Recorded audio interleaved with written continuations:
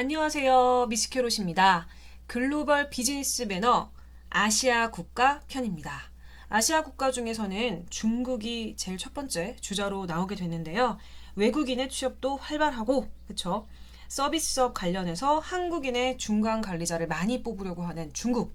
네, 그래서 우리가 중국하고 비즈니스 매너를 하기 위해서 어떤 부분을 조심해야 되고, 어떤 부분을 강점으로 보여주면서 돈을 많이 벌고 행복하게 살 수 있는지 알아보도록 하겠습니다. 네, 수도는 다들 알고 계시겠지만 베이징입니다. 네, 수도는 베이징. 그리고 언어는 중국어예요. 그래서 우리가 단순하게 중국어 하나만 가지고 사용한다 이렇게 생각하시면 안 되고, 중국어 같은 경우가 국토가 워낙 넓기 때문에 아주 다양한, 어떻게 보면 우스갯소리로 그런 얘기도 있죠.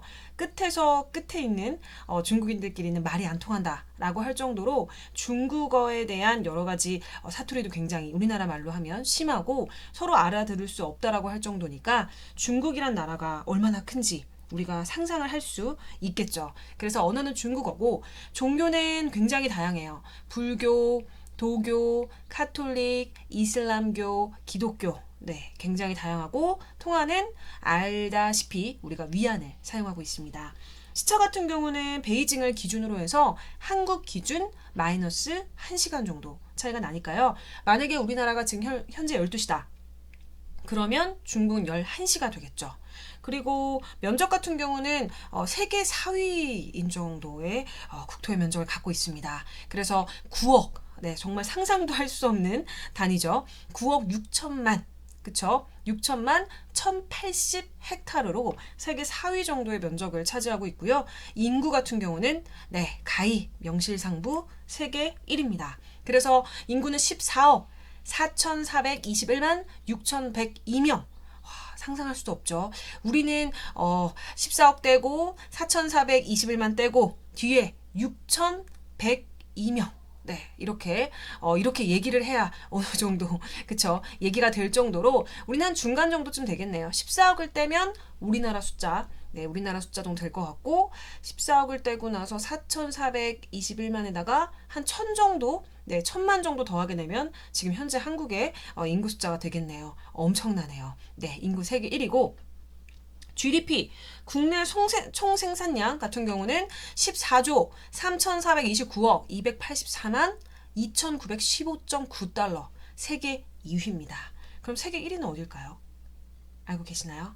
네, 퀴즈로 내도록 하겠습니다. 네, GDP는 세계 2위에 지금 포지셔닝 하고 있습니다. 그래서 업무 환경을 한번 보도록 하겠습니다. 사실 중국 같은 경우는 말씀드릴 게 굉장히 많지만, 제가 이 컨텐츠 같은 경우는 비즈니스 매너를 중심으로 하는 거기 때문에 뭐 업무 환경을 너무나 디테일하게 얘기하기에는 네, 양이 너무 많겠죠. 너무 양이 많아서 간단하게 말씀드릴게요. 제가 처음에 그 타이틀로 말씀드릴 때 외국인의 취업이 굉장히 활발하다라고 말씀을 드렸는데, 외국계 기업뿐만 아니라요, 그 중국 현지 기업에서도 해외 전문 인력을 굉장히 많이 채용하고 있습니다. 그래서 외국인이 가장 많이 취업하는 지역이라고 하면 다들 아시겠지만 상하이가 포함이 되고, 뭐 베이징, 광저우 다 포함이 되고요. 직종별로는 뭐 고급 관리직이라든가 고급 기술자, 그래서 정말 데려갈 때 그 제한하는 그 금액이, 연봉 금액이 우리의 생각을 정말 초월한다, 상상을 초월한다라고 할 정도로 굉장히 사실 고연봉을 주고요. 외국인에 대한 여러 가지 것들도 굉장히 많이 열려있는 그런 타입이고요. 그 다음에 서비스업 같은 경우도 이제 한국인을 굉장히 많이 채용하려고 하는 그 시장의 움직임이 좀 많이 보이고요. 그런데 이제 중요한 거는 전문 경력직에 대한 인력이 좀 부족하기 때문에 우리나라 사람들, 외국인 입장에서는 중국 안에 취업하기 굉장히 좋지만 그 중국 내에서는 구인난이, 그렇게 사람이 많은데도 네, 구인난이 굉장히 심하다라고 얘기를 해요. 그리고 IT 분야 같은 경우도 뒤쪽에서 말씀을 드리겠지만, IT 분야가 요즘에 중국에서 굉장히 밀고 있는 네, 그런 부분입니다. 그래서 평균적으로 한 9천 위안 정도로 돈을 많이 주는데도 뭐 게임이라든가 뭐 앱 개발자라든가 뭐 웹 디자이너, 요런 쪽의 기술 인력에 대한 그런 부족 현상, 그런 게 굉장히 심하고요. 일부 지역이라고 하면 뭐 상하이라든가 장강 뭐 이런 쪽에는 사실 너무너무 사람이 부족해서 네, 취업 비자에 대한 발급 조건이 굉장히 완화된 것도 보실 수 있는 그런 부분입니다. 그래서 뭐 디자인, 뭐 앱 개발, 뭐 이런 부분들이 굉장히 중국 안에서 사람이 부족하기 때문에 여러 그쵸 사람들을 외부에서 뽑기 위해서 노력을 좀 하고 있는 부분이고요.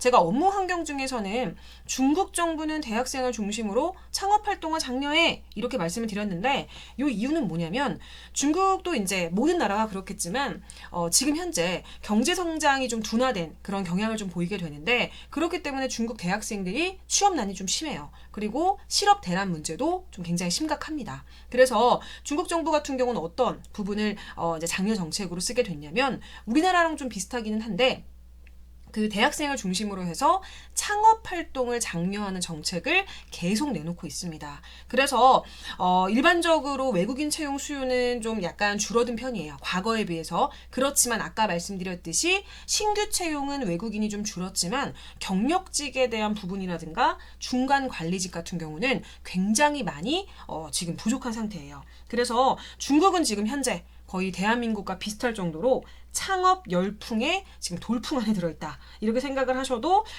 이제 정말 뭐라고 하죠? 부족함이 없고 틀리지 않았다. 그래서 중국 같은 경우 스타트업 투자에 대한 여러 가지 것들 이제는 고민을 해야 되는 부분인 게 창업을 굉장히 고려하긴 했지만 우리나라만큼 스타트업 투자에 대한 뭐 상생 협력에 대한 방안이 많이 이렇게 고안되지는 못했어요. 그렇기 때문에 아마 중국이 지금 이런 형태로 나가게 된다라고 하면은 앞으로 투자에 대한 부분들도 굉장히 많이 발전하게 되고 고민을 해야 되는 뭐 그런 부분이 아닌가 생각이 됩니다.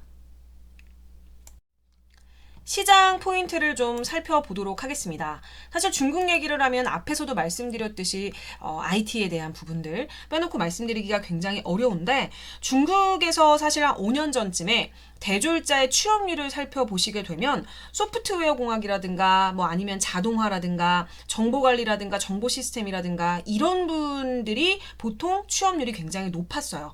그리고 이제 정보기술 산업 관련해서 중국이 굉장히 대세로 시장이 떠오르고 있기 때문에 그 대졸자에 대한 수요가 늘어나게 되면서 소프트웨어 공정이라든가 이런 부분들은 침체기가 살짝 있긴 했지만 지금 현재 중국의 전체 시장을 가지고 있다고 해도 과언이 아닐 만큼 넓은 시장을 보유하고 있고요. 그 다음에 높은 수준의 중국어라고 하는 부분은 너무너무 당연한 부분이겠지만 가끔씩 글로벌 사회다 해서 내가 비즈니스 영어만 잘하면 중국 시장에서도 잘 먹히겠지 이렇게 생각을 하시는 분들이 있는데 오히려 그냥 중국어보다 영어에도 능통하다라고 하면은 중국의 기업보다는 중국 소재의 다국적 기업에서 업무를 하시거나 같이 비즈니스를 하시는 게 맞고요. 현지 기업 같은 경우는 중국인들을 대상으로 해서 비즈니스를 하기 때문에 굉장히 상당 수준의 커뮤니케이션 능력을 필요로 하고요. 내가 만약에 중국어가 정말 진짜 상당 수준의 그런 수준에 있다라고 한다면 사실 중국 안에서 IT 업으로 중국어까지 잘한다. 그러면은 거의 뭐 10대가 떵떵거리면서 먹고 살 수 있다라고 할 정도니까 이 시장의 포인트는 가히 중국어와 IT 정도로 간략하게 나눠질 수 있겠네요. 그래서 앞에서 간단하게 중국 시장에 대해서 좀 말씀을 드렸고요. 그렇다라고 한다면 우리는 중국 시장에서 이 비즈니스 매너를 어떤 부분을 탑재를 하고 어떤 부분은 절대 하면 안 되는지 알 필요가 있겠죠. 그래서 첫 번째는 인사. 제가 4가지로 나눠봤는데요. 인사예요, 인사. 중국인들 같은 경우는 인사할 때 보통 인사말만 건넵니다. 니하오 이런 식으로. 그리고 남자들 같은 경우는 한국하고 마찬가지로 보통 악수라는 경우가 많아요. 그리고 제가 아프리카에서 이집트 말씀드렸을 때도 똑같이 말을 했었는데 목례는 안 해요. 네, 우리 같은 경우는 굉장히 사실 목례, 진짜 목인사 하는 거 습관화되어 있는 분들이 많은데 목례는 안 해요. 그리고 중국에서 물론 존칭이 존재는 합니다. 존칭이 있어요. 그렇지만 우리나라처럼 많지는 않아요. 네, 많지는 않아요. 그래서 남녀노소가 대부분 존칭을 사용하지 않는데 한국 사람들이 만약에 이 점을 본다라고 하면 이것 때문에 좀 예의가 없다 이렇게 느끼는 경우가 있습니다. 그래서 존칭 자체는 존재하지만 대부분의 분들이 존칭을 사용하거나 존칭의 행동을 하지 않아요. 그래서 오히려 그냥 존칭이 없다 이렇게 보시면 편하실 것 같습니다. 그리고 두 번째는 식사예요. 식사. 중국 같은 경우는 사실 반찬. 그쵸. 우리 같은 경우는 주식이라든가 반찬을 같이 먹죠. 그렇지만 중식을 드셔보시면 아시겠지만 중국식 식사 같은 경우는 먼저 요리를 드시죠. 요리를 드셔서 이제 배를 좀 채우고 나서 나중에 주식으로 밥이라든가 면, 이런 부분을 이제 주문하게 됩니다. 그래서 중국 사람들이 밥을 먹을 때 밥 공기를 손에 들고 입 가까이에 가져가서 이게 긴 젓가락으로 이렇게 퍼넣듯이 어떤 모습인지 아시겠죠? 그렇게 퍼넣듯이 먹는 거를 좀 자주 볼 수 있는데 이거는 뭐 쌀에 대한 품종의 차이일 수도 있어요. 찰기가 좀 부족하기 때문에 그런 부분들도 있지만 우리나라 사람들이 이제 그 장면을 보게 되면 조금 좀 점잖지 않구나 뭐 이렇게 생각하게 되는 경우들도 있거든요. 그렇지만 오히려 중국 사람들 같은 경우는 어떻게 생각하냐면 밥그릇을 그 식탁 위에 올려놓고 고개를 숙이고 만약에 밥을 먹는다. 그러면 이걸 오히려 좀 동물들이 밥을 먹는 형태다. 이렇게 보는 경우들도 있습니다. 그래서 이거 같은 경우는 어떻게 보면 가장 가까운 나라인데도 불구하고 완전히 차이가 있는 식사 시의 매너다 이렇게 보실 수 있는데 그렇기 때문에 중국인들 같은 경우는 머리를 숙이고 식사를 하지 않습니다. 이제 밥 공기를 들고 입을 가까이 댄 다음에 젓가락으로 이렇게 퍼서 입에 넣는 형태를 취하게 되고 우리나라 사람들 같은 경우는 보통 그렇게 먹으면 조금 그런데 우리는 사실 좀 혼용이죠. 혼용으로 이렇게 든 다음에 이렇게 퍼서 넣기도 하고 고개를 숙여서 먹기도 하고 이렇게 두 가지를 다 하는 뭐 그런 형태인데 사실 중국 사람들 같은 경우는 고개를 숙여가지고 식기를 움직이지 않은 채 이렇게 먹는 거는 이거는 좀 동물이 제가 이제 굉장히 고급스럽게 동물이라고 표현했는데 중국인들 사이에서는 이렇게 동물이다 이런 수준이 아니라 정말 그런 안 좋은 단어를 사용하면서 그렇게 안 먹는다 이렇게 표현을 합니다. 그렇기 때문에 중국인들하고 비즈니스를 할 때 식사할 때 특히 식사할 때 은근히 비즈니스 많이 그렇죠? 비즈니스로 적으로 뭔가 업무가 많이 일어나게 되잖아요. 그때는 조금 생각을 하시면서 식사를 하시는 게 좋을 것 같고요. 그다음 복장. 복장 같은 경우는 이제 우리나라랑 좀 특징이 많이 다른 것 중에 하나가 우리는 굉장히 중요한 시점에는 정장을 입을 때 남성분들이 넥타이를 하죠. 그렇지만 정장을 입을 때 넥타이를 하지 않습니다. 네. 그리고 중국인들 같은 경우 특징 중에 하나가 뭐냐면 디자인보다는 브랜드를 좀 중요시하게 생각을 합니다. 돈이 많아서 그런 걸까요? 이유는 잘 모르겠지만 디자인보다는 좀 브랜드를 중요시하게 생각해요. 그래서 중국인들 같은 경우는 굉장히 유명한 브랜드 같은 경우는 로고가 이렇게 떡하니 박혀 있는 거 요런 거 좋아합니다. 네, 요런 거 좋아하고 그리고 초록색 모자는 절대 안 씁니다. 절대 안 써요. 그렇기 때문에 항상 주의하셔야 되고 웬만하면 비즈니스 하실 때 초록색에 관련된 부분은 네, 상체에 이렇게 포함을 안 시키는 것이 굉장히 좋겠다 말씀을 좀 드리고 싶고 그 다음에 금기사항 우리나라도 마찬가지예요. 이집트도 마찬가지였죠. 정치에 대한 부분들 얘기하지 않습니다. 자신들의 체제라든가 정치 문제에 대해서 외국인이 좀 왈가왈부하는 거 그런 거는 좀 어떻게 생각하냐면 내정 간섭이다 이렇게 생각을 하고 있습니다. 그리고 자국에 대한 자부심이 굉장히 강한 국가예요. 그래서 만약에 현지인이 먼저 중국 정부에 대해서 반감을 얘기해도 동의를 표하는 것조차가 안 되는 경우들이 많아요. 근데 요거는 어떻게 생각하시면 되냐면 내가 오늘 아침에 엄마한테 혼났어. 근데 엄마가 막 혼내가지고 내가 너무 기분이 나빴어. 근데 친구한테 엄마에 대해서 험담을 좀 했어. 근데 친구가 그냥 들어주고 끝나면 되는데 다 듣더니 우리 엄마 욕을 같이 하는 거야. 그럼 기분이 나쁘잖아요. 그쵸? 그런 것처럼 어쨌든 중국인이 먼저 자기 정부가 막 어쩌고저쩌고 막 불만이에요 이렇게 얘기를 하는데 진짜? 나도 근데 그렇더라 뭐 이러면서 이제 얘기를 하게 되면 적절하지 않다. 그리고 반대로 만약에 이제 중국인이 선호하는 대화라고 하면은 오랜 역사 또 중국은 유구한 역사를 가지고 있죠. 오랜 역사나 아니면 음식에 대한 부분 뭐 문화 자체가 굉장히 발달했기 때문에 음식 문화 얘기하는 거 그 다음에 또 중국의 위상 뭐 이런 얘기하는 거 굉장히 좋아요. 그리고 금기사항 중에 진짜 중요한 거 국가 주석의 이름은 절대 말하지 않는다.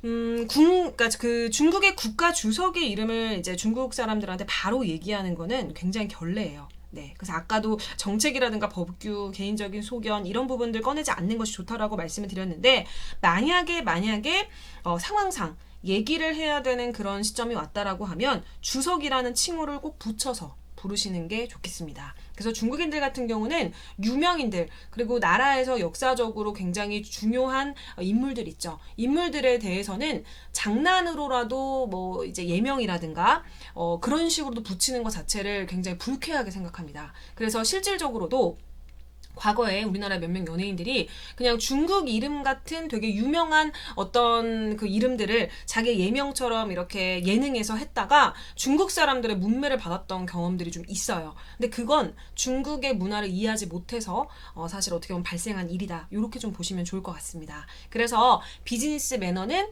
4가지 정도로 꼽아드렸습니다.